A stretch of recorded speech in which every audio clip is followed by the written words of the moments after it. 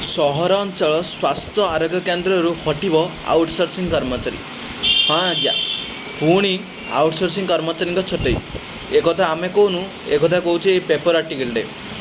Hello ଭିଉୟର୍ସ, ନମସ୍କାର। ମୁଁ ସୁଜିତ ଆପଣଙ୍କୁ ସ୍ୱାଗତ କରୁଛି SM8906 ୟୁଟ୍ୟୁବ୍ ଚ୍ୟାନେଲକୁ।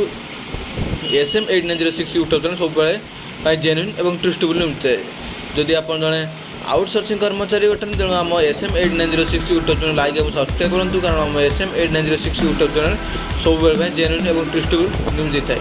ଦେଖିପାରୁଥିବେ, ସହରାଞ୍ଚଳ ସ୍ୱାସ୍ଥ୍ୟ ଆରୋଗ୍ୟ କେନ୍ଦ୍ରରୁ ହଟିବ ଆଉଟସୋର୍ସିଂ କର୍ମଚାରୀ।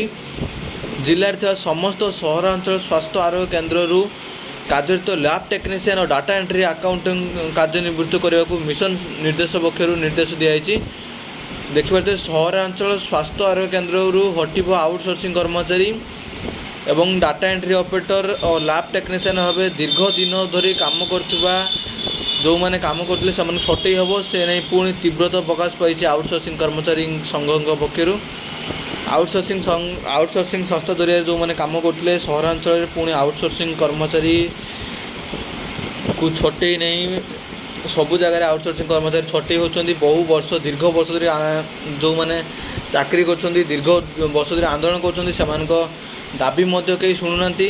ବହୁବାର ସରକାରଙ୍କ ପାଖରେ ଲିଖିତ ପ୍ରତିଶ୍ରୁତି ଆଣିଥିଲେ ମଧ୍ୟ ସରକାର ନ ଶୁଣିବାରୁ ସେମାନଙ୍କୁ ପୁଣି ତୀବ୍ର ଆନ୍ଦୋଳନ କରିବେ। ଏବଂ ଯେଉଁ ଦେଖିପାରୁଥିବେ, ସବୁଠାରୁ ଗୋଟେ ଆମେ କହିପାରିବା ଡେଡ୍ ନ୍ୟୁଜ୍ କହିପାରିବା, ପୁଣି ସହରାଞ୍ଚଳ ସ୍ୱାସ୍ଥ୍ୟ ଆରୋଗ୍ୟ କେନ୍ଦ୍ରରୁ ଆଉଟସୋର୍ସିଂ କର୍ମଚାରୀଙ୍କୁ ଯେଉଁ ଛଟେଇ କରିଛନ୍ତି, ଯେଉଁମାନେ 14 ବର୍ଷ ଧରି ଦୀର୍ଘ ଦିନ ଧରି କାମ କରୁଥିଲେ, ସେମାନେ ବର୍ତ୍ତମାନ କରିବେ କ'ଣ, ସେ ନେଇ ପ୍ରଶ୍ନ ସୃଷ୍ଟି ହେଉଛନ୍ତି।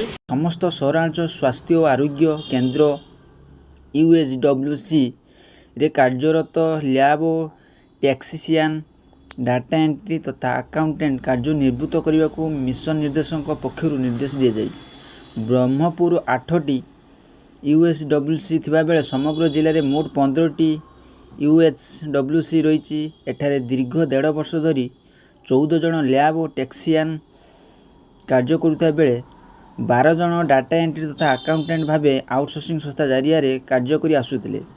ଏହି ସମସ୍ତ ଆଉଟସୋର୍ସିଂ କର୍ମଚାରୀଙ୍କୁ କାର୍ଯ୍ୟ ନିବୃତ୍ତ କରିବାକୁ CDM ନିର୍ଦ୍ଦେଶ ଦିଆଯାଇଛି ଯେ ଏହି ଘଟଣାକୁ ନେଇ ଜିଲ୍ଲା ଓ ମୁଖ୍ୟ ଚିକିତ୍ସାଧିକାରୀ CDMO କହିଛନ୍ତି ଯେ ଜିଲ୍ଲାର ବିଭିନ୍ନ ସ୍ଥାନ ସ୍ୱାସ୍ଥ୍ୟକେନ୍ଦ୍ର ରୋଗୀଙ୍କ ପରୀକ୍ଷା ନିମନ୍ତେ ରୋଗ ନିଦାନ କେନ୍ଦ୍ର ରହିଛି।